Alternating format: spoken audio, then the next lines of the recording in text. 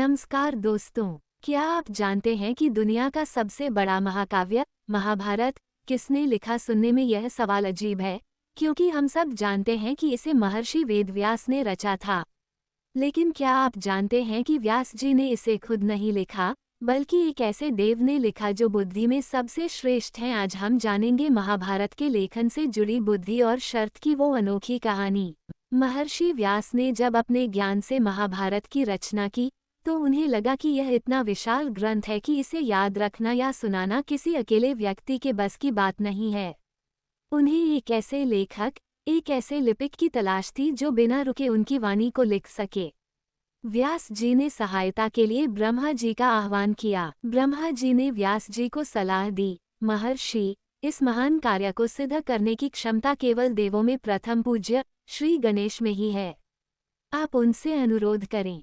व्यास जी तुरंत गणेश जी की तपस्या में लीन हो गए। गणेश जी प्रकट हुए और उन्होंने व्यास जी का अनुरोध स्वीकार कर लिया, पर उन्होंने तुरंत अपनी कड़ी शर्त रख दी।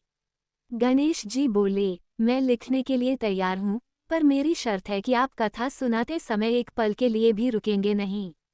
जिस क्षण आपने कलम रोकी, मैं लिखना बंद कर दूंगा और यह ग्रंथ अधूरा रह जाएगा। यह एक बहुत बड़ी चुनौती थी, क्योंकि बिना रुके इतनी विशाल कथा सुनाना असंभव था। व्यास जी बहुत बुद्धिमान थे। उन्होंने तुरंत गणेश जी की शर्त मान ली, लेकिन उन्होंने भी अपनी बुद्धिमान प्रतिशर्त रखी। व्यास जी बोले, हे गणपति, आप मेरी कथा को लिखने से पहले ये प्रतिज्ञा करें कि आप मेरे मुख से निकले प्रत्येक छंद का अर्थ पूरी तरह समझकर ही लिखेंगे। बिना समझे आप एक भी अक्षर नहीं लिखेंगे। गणेश जी ने शर्त स्वीकार की और लेखन शुरू हुआ। गणेश जी की गति इतनी तेज थी कि वो क्षण भर में ही सैकड़ों श्लोक लिख डालते थे। पर जब भी महर्षि व्यास को थोड़ा आराम करने या अगले जटिल विचार को व्यवस्थित करने की आवश्यकता होती थी, तो वे जानबूझकर बीच में एक गूढ़ और जटिल श्लोक बोल देते थे जिसका अर्थ बहुत गहरा होता था।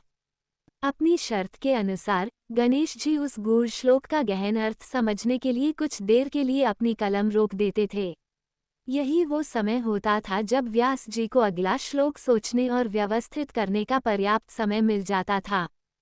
इस तरह महर्षि व्यास ने अपनी बुद्धि से समय जीता और गणेश जी ने अपनी एकाग्रता से लेखन पूरा किया। इस महान कार्य में दोनों के ज्ञान और सहयोग का अद्भुत सामंजस्य था। ये कथा हमें सिखाती है कि जीवन में हर चुनौती का सामना करने के लिए बुद्धि और चतुराई उतनी ही जरूरी है जितनी की शक्ति और गति। आपको गणेश जी की यह कथा कैसी लगी? हमें कमेंट्स में जरूर बताइए। और ऐसी ही अद्भुत पौराणिक कहानियों के लिए हमारे चैनल को अभी सब्सक्राइब करें। मिलते हैं अगले वीडियो में।